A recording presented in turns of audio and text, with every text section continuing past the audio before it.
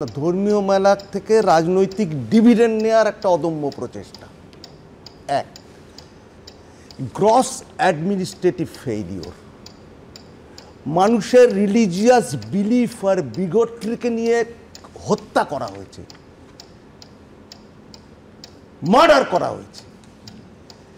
দেখো, আমি যেটা বলতে চাইছি সেটা হচ্ছে, দেখো ব্যারিকেড যেটা হচ্ছে, ব্যারিকেড যেটা ফেন্সিং হয়েছে, এরা কতগুলো লিমিটেশন আছে, 2 ফিট, কতটা যাবে 2 ফিট, তারপরে কিছুটা 4 ফিট, তারপরে 6 ফিট, সেটা সার্পেন্টাইন হবে।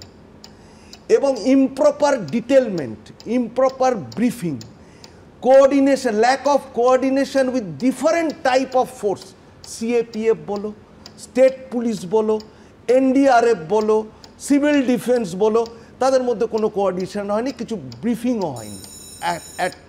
এবং আরও যদি দেখো, ওখানকার লোকের মুখে শোনা আমার কথা, বলছে এন্ট্রি গেটটা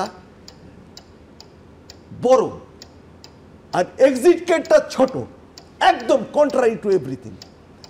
এইবার তুমি আমাকে বলো, রেসপন্সিবিলিটি কার ফিক্স আপ করা হবে?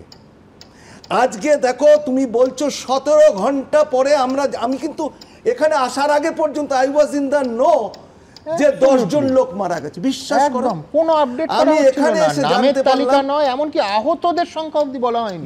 আমি এখানে এসে জানতে পারলাম ইট হ্যাজ রিজন টু 30।